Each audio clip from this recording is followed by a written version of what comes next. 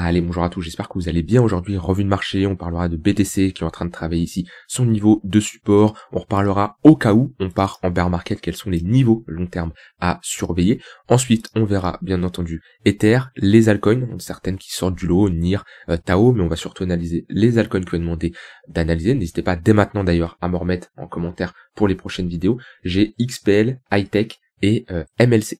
Avant que je commence, très rapide, je vous rappelle, 48 heures il vous reste pour profiter de l'offre en cours sur le programme Crypto Investor. T'as 200 € offerts, c'est la dernière fois, là tu pourras profiter d'un prix aussi bas. Donc je t'invite à cliquer sur le premier lien en description. C'est un programme qui va clairement te permettre d'être 100% autonome dans tes investissements crypto, prendre les meilleures décisions, choisir les meilleurs cryptos, rentrer au meilleur moment, avoir un portefeuille complet, adapté à ton profil, et tu sauras bien sûr profiter d'un bull market comme d'un bear market. Il y a des nouveaux cours qui vont arriver, tu as un accompagnement avec moi, d'accord, bien sûr, un suivi en message privé, des mises à jour à vie, d'accord, tout l'aide-mémoire avec un support écrit, plus de 250-300 pages PowerPoint, tout simplement, l'accès au groupe privé, etc. etc. Donc un programme qui est toujours très intéressant au vu du contexte actuel, qu'on rentre en bear market ou qu'on continue ce bull market, tu auras ici tous les éléments clés pour bien naviguer dans ce marché. Donc si tu veux profiter de l'offre, je t'invite à cliquer sur le premier lien en description.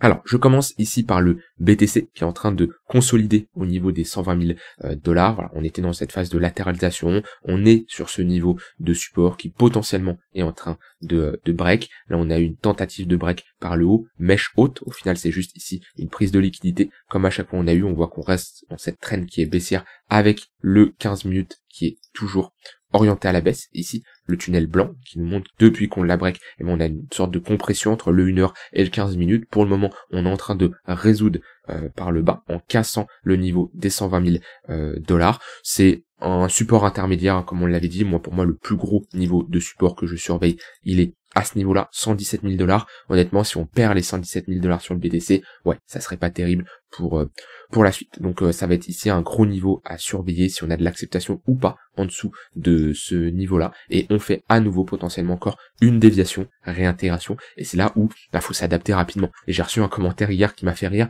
Oui, je comprends pas Nico, quand on était ici, t'es bullish et tu disais qu'on avait plus de chances de break la TH. Maintenant qu'on est là, tu nous dis qu'on est sur une prise de liquidité, réintégration, tu changes d'avis. C'est simple, le marché évolue. Oui, c'est un fait, quand on est à ce niveau-là, alors pas à ce niveau-là, mais tac, à ce niveau-là. Quand on est à ce niveau-là, c'est un fait. Le fait que on a un aussi fort momentum, qu'on soit toujours dans une dynamique haussière long terme, dynamique court terme, je vous le dis qu'on est sur résistance, d'accord, mais qu'on a plus de chances de casser cette ATH au vu de la dynamique de marché. Maintenant, quand on a un marché qui, au final, réalise une prise de liquidité et réagit à la baisse, je vais pas commencer à rester borné sur mon avis précédent. Non, le marché évolue, je m'adapte en fonction de ce que me dit le marché. Quand je vois ici des prises de liquidité, j'étais le premier à vous le dire, si on clôture pas au-dessus des 125 000 $, on a ici juste une prise de liquidité, réintégration, ça serait pas terrible, d'accord? J'ai pas dit ça y est c'est le bear market, j'ai juste dit ça serait pas terrible. Et après, on regarde ce que le marché nous propose et on avise bien entendu, on ajuste nos positions en fonction de ce qu'on a. Mais le plus important c'est de changer de biais rapidement et s'adapter à ce que nous montre le marché. Et oui, ce que nous montre le marché actuellement, c'est pas spécialement incroyable. Trop tôt pour parler vraiment de bear market, mais je vous le rappelle qu'on est sur des niveaux assez hauts quand même et on est en tendance haussière depuis 2023. Alors on y vient. J'avais évoqué le sujet il y a déjà un moment, mais on peut en reparler. Au cas où ici on doit rentrer en bear market et connaître une correction, quels sont des niveaux intéressants? Où est-ce que le BTC pourrait éventuellement retracer? Historiquement, BTC a toujours procédé par cycle, d'accord? C'est-à-dire un pump, un pump, une correction, un nouveau pump, une nouvelle correction, un nouveau pump, une nouvelle correction, etc. Et voilà, il y en a beaucoup qui disent c'est la fin, des gros cycles comme ça. Alors, en effet, on voit que sur le long terme, les baisses sont beaucoup moins importantes. Ici, ce sommet point le plus bas, moins 86. Là, on était à moins 83 de mémoire. Voilà. Là, on doit être à moins 76, si ma mémoire est bonne. Voilà, moins 76, etc. Et oui, je pense que si on doit connaître un retracement, ça m'étonnerait qu'on a ici un moins 80%. Pour moi, très peu probable. Maintenant, le but, c'est de savoir, comment on se positionne, par palier, les niveaux que je vais surveiller, est-ce que je all-in sur un niveau? Non, à chaque fois, moi c'est simple, je décide des cryptos qui m'intéressent, je fais ma liste, donc BTC, Ether, je fais ma liste comme ça de cryptos. Et ensuite, en fonction de mes convictions, en fonction de mon analyse, en fonction de plein de critères que je ne vais pas rentrer dans les détails maintenant, que je parle dans le programme bien sûr Crypto Investor, et ben j'alloue une exposition que je veux. Donc par exemple, ça va être 20% sur le BTC, ça va être 35% sur Ether, ou inversement, hein, je vous dis des chiffres comme ça. Ici, il va peut-être y avoir par exemple, je sais pas moi, hyper liquide, il va y avoir ici 15%, etc. etc. J'ai mon exposition. Ok. Et ensuite, je vais décider des paliers d'achat tout simplement, qui vont me permettre de me rapprocher de cette exposition. Donc j'ai mon cash de côté, d'accord, et je vais décider des paliers. Donc je vais par exemple mettre 4 fois 5% pour rentrer sur BTC, sur des niveaux clés. Ou voilà, il y a plusieurs manières de procéder. Moi en général, je procède de deux manières. Un, sur des gros niveaux de support weekly mensuels, d'accord. Par exemple, ça peut être les 70 000 $, par exemple sur BTC. Ça, c'est un gros niveau de support weekly mensuel. Et une autre partie où je vais procéder lorsqu'on a une pattern de retournement. C'est-à-dire que si je prends l'exemple de ce cycle-là, il y a une partie où je vais rentrer quand on est sur des gros niveaux de support, par exemple 28 000 $, par exemple quand on revient chercher la TH à ce niveau-là, 20 000 $, ok. Donc ça c'est des gros niveaux de support où là je rentre, même si on a un marché qui est baissier, d'accord. Et une partie où je rentre lorsque j'ai une pattern de retournement, lorsque j'ai un signal acheteur ici 20 000 $, ou encore break ici de cette grosse ligne de coup épaule tête épaule inversée 25 000 $. Vous voyez, je divise comme ça mon capital en deux parties.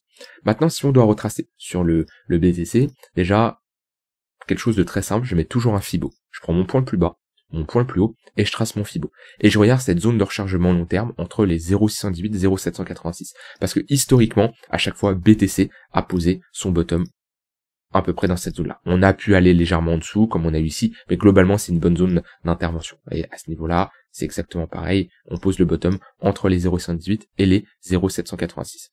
Donc déjà, ça me donne un élément clé. Ça me dit, ok, je pense pas avoir un BTC qui descende en dessous de ce niveau-là. Franchement, j'ai du mal à voir un BTC qui retourne et s'installe sous les 45 000 $. Ok, voilà, il y a eu le lancement des ETF à ce niveau-là. Voilà, il y a plein de patterns là qui nous montrent que c'est un niveau techniquement qui a de grandes chances de tenir. On a également un point très important que moi je regarde très souvent, c'est le coût de production du BTC. Je vous rappelle, hein, on a des mineurs derrière qui travaillent tout simplement parce que c'est pas gratuit de produire des BTC. Je vous rappelle, on a des mineurs qui vont tout simplement échanger, on va dire, de l'électricité contre des BTC, parce que quand vous voulez miner un BTC, il y a un coût, c'est un coût de revient. Alors, le plus cher c'est l'électricité, il faut quand même des composants informatiques, etc., etc. Mais il faut quand même l'électricité qui, en fonction de certains pays, a un coût assez élevé. Donc si le prix du BTC est trop faible, c'est possible de vendre à perte, d'accord. Historiquement, quand on revient chercher des niveaux assez bas, à savoir que ce coût de production double lorsqu'on a un halving. Pourquoi? Parce que lorsqu'on a un halving, le prochain sera logiquement en avril 2028 environ, d'accord.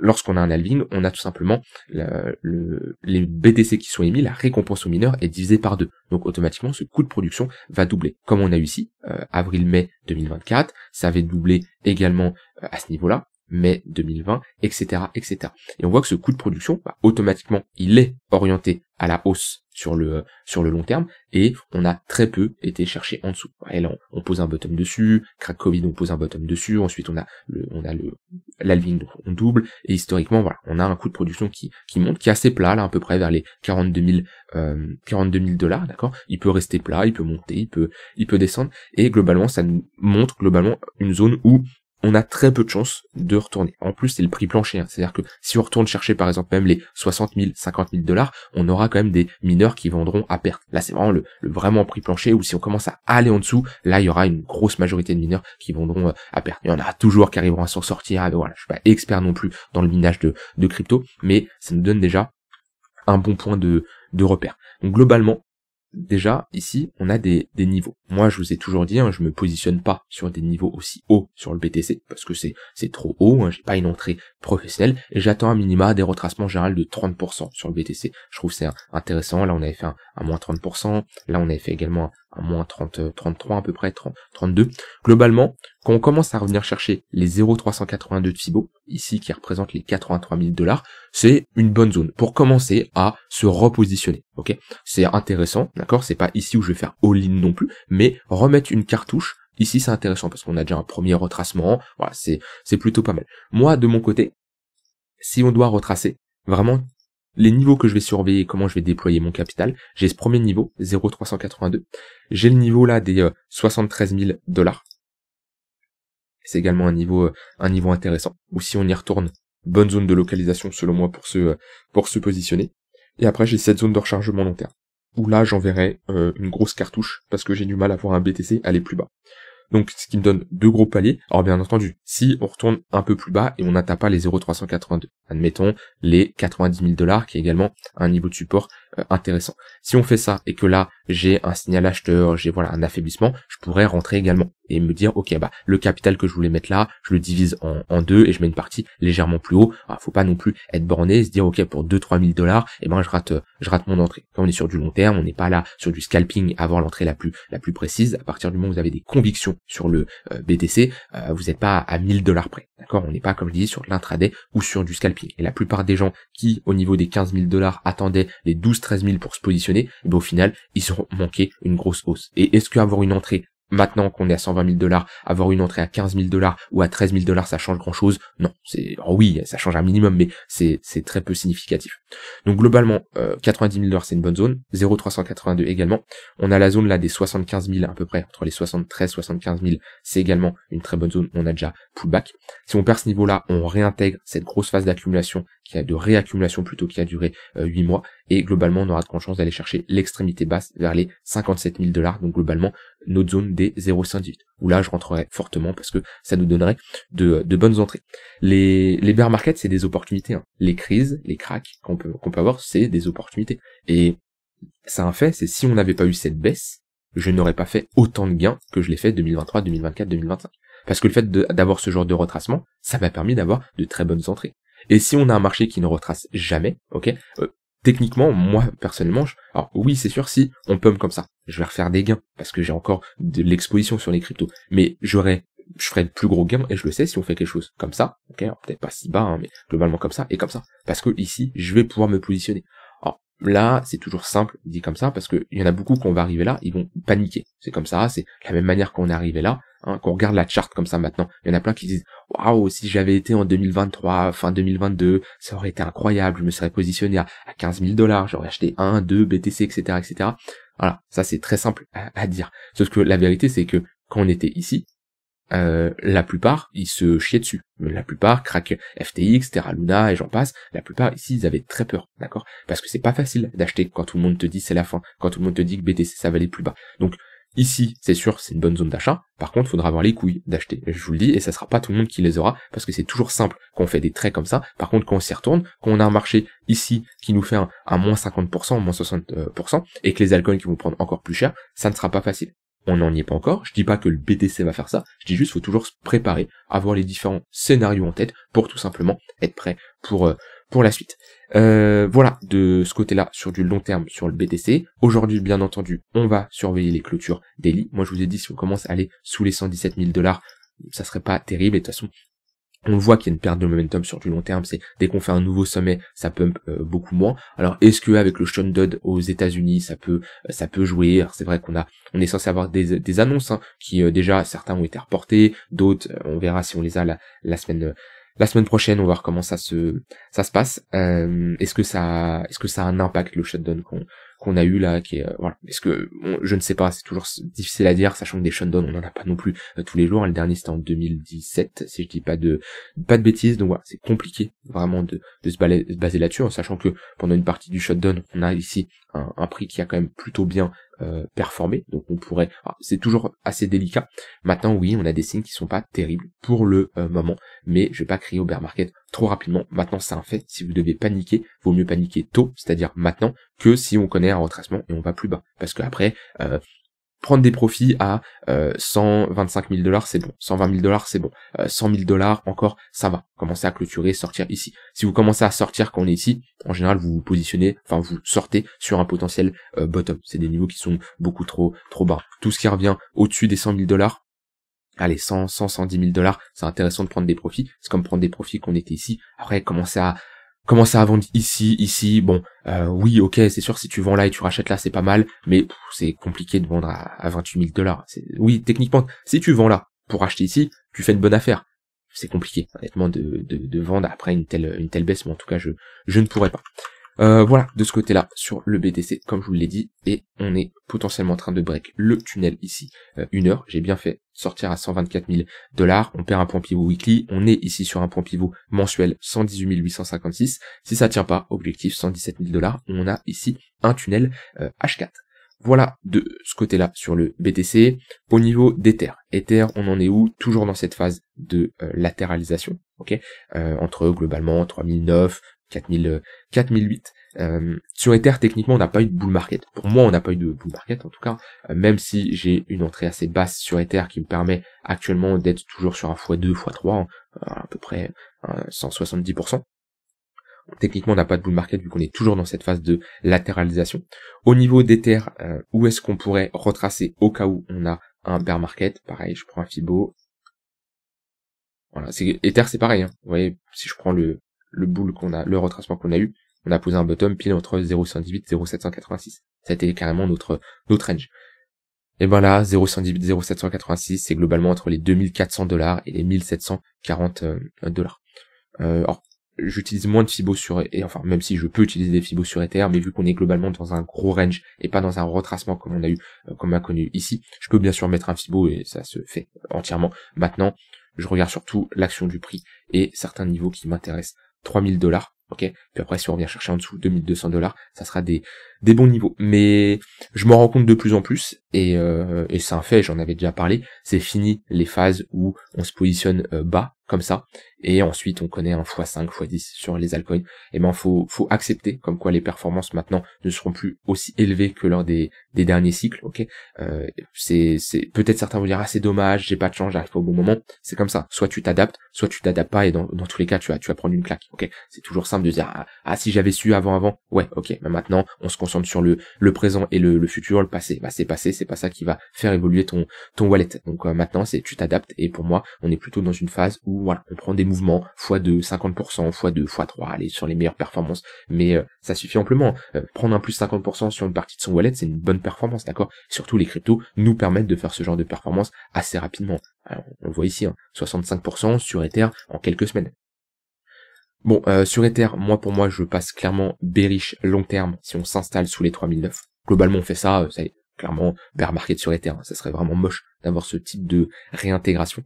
On réintègre un gros niveau. C'est comme ce qu'on a fait ici. Vous voyez, là, j'étais le premier à vous dire, là, il y a une anomalie de prix. On réintègre. Voilà, je vous ai dit, clairement, on ne doit pas repasser en dessous de ce niveau-là. Le bottom, il est fait. Et globalement, c'est aller chercher l'extrémité opposée. Là, on va faire potentiellement la même chose. Faudra revenir chercher le milieu de range, voire l'extrémité basse. Okay, on verra ça en détail comment le marché évolue. Mais globalement, pour le moment, on est sur un niveau de support. Je vous rappelle, là, on est plutôt sur une zone où c'est intéressant de chercher des longues. À chaque fois qu'on y va, on a une réaction acheteuse. Oui, c'est dur d'acheter des bougies rouges comme ça. Oui, ça fait peur. Ok. Et oui, c'est de toute façon, en général, les meilleures entrées, c'est les entrées qui sont difficiles. Voilà, c'est la vérité. Quand vous verrez, quand vous faites des meilleures entrées, moi, je repense par exemple à ici. Ici c'est difficile d'acheter quand j'achète sur Ether, c'est très dur d'acheter à ce niveau-là.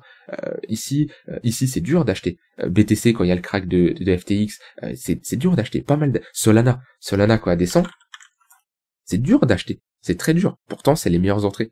Et les entrées les moins bonnes, c'est quand c'est facile d'acheter. Bah oui, mais quand c'est facile, c'est quand tout pump, quand on est rassuré. Ah, ça pump, on est rassuré, c'est simple. Bah oui, c'est normal, c'est simple, tout le monde en parle, tout le monde. Alors que quand on a des bougies rouges comme ça, c'est plus dur d'acheter. Et souvent, les meilleurs achats, c'est dans des positions qui sont inconfortables mentalement. C'est pas tout le temps, on peut acheter une position où c'est inconfortable à ce niveau-là et aller encore plus bas, bien entendu, mais très souvent les meilleures entrées, c'est sur des zones où on est inconfortable d'acheter.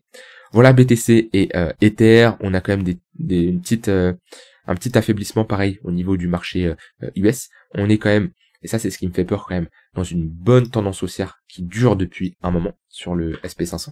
Il y a toujours une corrélation positive entre marché US et les cryptos, ça faut pas oublier. On a quand même une bonne divergence baissière sur le SP500. On est sur du up only depuis avril, avec très peu de corrections. On voit qu'on a quand même fait 35%, avec globalement des baisses max de 3%. Les plus grosses baisses, c'est là, c'est 3%, 3%, etc. Ça me surprendrait pas d'avoir une correction quand même. Retag le pressant ATH, revenir chercher le tunnel daily, ça ferait pas de mal, la vérité. Sauf que les cryptos, ils vont dérouiller si on fait ça. Donc voilà, c'est pour ça que je suis prudent. Le SP500 ici, quand on voit un signal quand même assez vendeur, on break le tunnel 1 heure, on arrive dans le tunnel 4 heures, à voir s'il tient. Pareil, si on perd le tunnel 4 heures, ça serait une première depuis un long moment, et on pourrait potentiellement poser un top. Or c'est rare qu'on part en V-bottom, ça sera sûrement retesté pour transformer ça en M-top comme ça, mais globalement, ouais, SP500, Nasdaq, c'est des choses comme ça à prendre en compte. On a ici un bon retracement, et c'est pas spécialement le top, pour moi on peut être comme ici, dans ce genre de retracement pour repartir, mais faut prendre en compte quand même qu'on est dans une bonne tendance haussière qui commence selon moi à s'affaiblir. Ce qui n'est pas ça, bien sûr, bullish pour les cryptos. Alors, au niveau des altcoins, quand même demandé d'analyser, je commence ici par XPL. Je vais essayer de prendre un peu plus. Je vais prendre sur crypto, ouais, non, c'est pareil, qu'il a été listé sur Binance. Alors, XPL, globalement, hop, qu'est-ce que ça donne? Bon, on est sur une bonne correction, point le plus haut, point le plus bas. Il y en a beaucoup qui en parlent sur Twitter, ça reste, j'aime pas trop les cryptos comme ça, quand tout le monde en parle. Après, ça veut rien dire, hyper liquide, il y en a beaucoup qui en ont parlé, pourtant elle a bien performé, mais de toute façon, on reste dans une trend qui est baissière. Ici, on a eu une fausse cassure, bon, on est revenu globalement chercher le tunnel 1 heure pour avoir une continuité de notre baisse, avec un 15 minutes qui faisait bien office de résistance. Voilà, qu'est-ce que je constate? C'est là, on a un fort momentum baissier avec un 3 minutes sous le 15 minutes, un 15 minutes sous le 1 heure, des moyennes mobiles orientés à la baisse. On est plutôt dans un contexte où on va chercher des shorts, dans le sens de la tendance. Ici, comme j'ai dit, une tendance qui est baissière. Donc voilà, et pour le moment, trop tôt pour se positionner. Attention à ceux qui veulent faire du DCA, qui veulent acheter en spot, ce genre de crypto.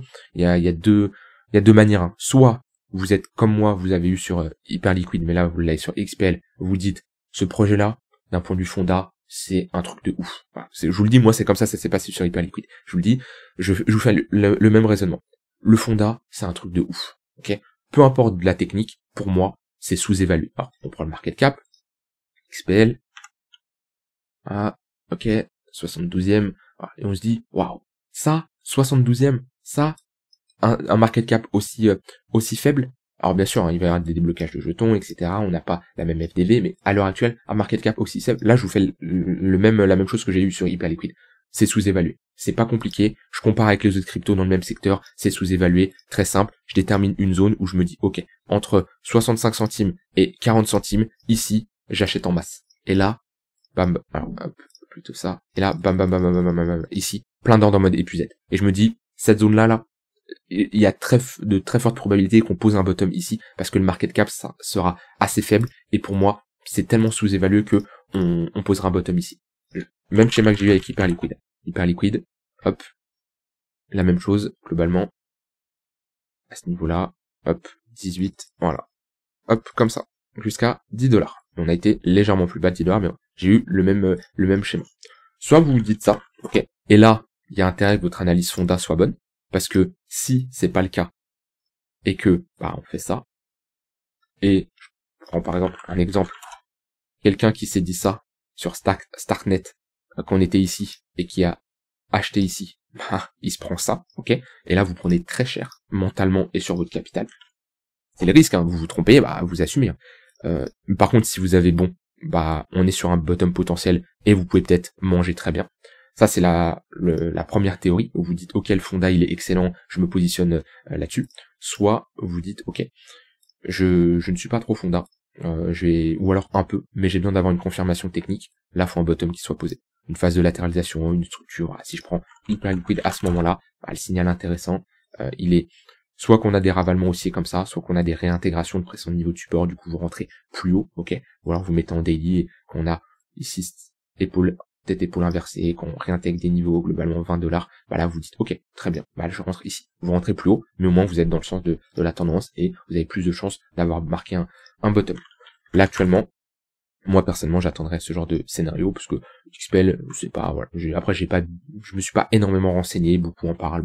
Bon, si j'avais eu le sentiment que c'est un bon projet comme Hyperliquid, je me serais déjà renseigné. Après, je suis pas rentré dans les détails, ça m'intéresse pas plus que ça, et en ce moment j'ai pas trop le temps d'analyser énormément de projets comme j'avais le temps avant. Mais voilà, à vous de vous renseigner de votre côté, mais là je vous ai donné 2 pistes de réflexion. High-tech, crypto. On en est où? Weekly. Ok, alors, toujours dans une tendance baissière, on est revenu chercher cette précédente zone d'accumulation, ici. On voit bien, on a eu un premier rejet acheteur, on revient chercher cette zone d'imbalance, ici. On essaye de marquer un bottom, classique, premier creux, les rebonds en V-bottom sont souvent amenés à être testés, combler la zone d'imbalance et revenir chercher notre zone de rechargement 0,58, 0,786. On a ici Mes tunnels, je sais pas où ils sont passés. On va remettre ça. Tac. Je sais pas si c'est eux, ouais, c'est.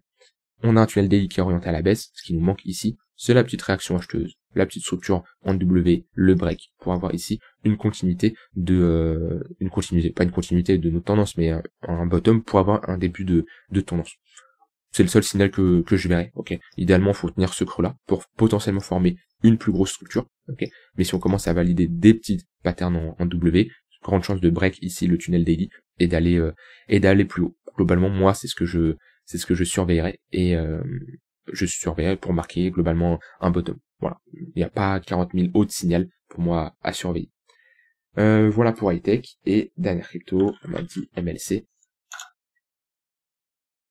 MLC, bah c'est plutôt pas mal ce qu'on fait. On a validé cette structure en W. On a pullback la ligne de coup. On a eu une réaction acheteuse. Ok. Ce qui est compliqué, c'est que on consolide entre deux lignes de coup de cette pattern en W, la ligne de coup de cette pattern en M. On l'a tout simplement, on a structure en W bottom, structure en M top, d'accord. Donc tout ce qui revient là, c'est une bonne zone pour acheter. Par contre, on ne doit pas réintégrer, sinon on aura de grandes chances de revenir chercher l'extrémité basse ici. Si par contre on break ce niveau-là, grande chance d'aller faire un nouvel ATH. Pas plus simple que ça, ok. Et pour le moment, là, on est dans une petite phase de consolidation. On a des moyennes mobiles quand même orientées à la hausse. Donc non, la charte elle est plutôt correcte. Au cas où on fait un nouvel ATH, on peut mettre les zones de prise de profit. On va mettre des extensions de FIBO. 118, 100% d'extension, c'est des bonnes targets. Alors, étape par étape, hein. Ça c'est des extensions qui s'activent uniquement si on fait un nouvel ATH. Hein. Tant qu'on le fait pas, c'est pas des extensions qui s'activent. Et le plus probable, c'est toujours une zone de rechargement de short à surveiller au cas où, hein, si on break la ligne de coup, ça c'est la dernière zone où les vendeurs qui ont marqué un top à ce niveau-là, s'ils veulent marquer un sommet plus bas, c'est dans cette zone qu'ils le feront. Sinon, si on n'a pas de pattern de retournement et des structures de W, donc des structures de continuation de tendance, bon, on aura de grandes chances de faire un nouvel ATH. En tout cas, la charte, elle est plutôt pas mal maintenant. En fait, le problème, c'est valider une structure en W proche d'une résistance. C'est toujours délicat de se positionner. Voilà, après, sinon, si vous voulez avoir une meilleure entrée, c'est toujours sur des extrémités basses comme ça. Si on y revient ou si on a une prise du lot, réintégration, ça peut être également intéressant. Le plus important, c'est toujours d'avoir de toute façon une bonne gestion de risque avec une entrée plutôt précise. Voilà, je vous laisse avec ça. Je vous souhaite une très bonne soirée. N'hésitez pas à rejoindre le Discord pour discuter, si vous posez des questions sur quoi faire, sur voilà, est-ce qu'on rentre en bear market, etc. Vous pouvez me contacter également en message privé là-dessus, là-bas si vous avez des questions. Et si vous voulez vous former, je vous rappelle, 48 heures avant la fin de l'offre sur le programme Crypto Investor. Je vous souhaite une très bonne soirée, je vous dis à demain pour une prochaine vidéo. Bye bye.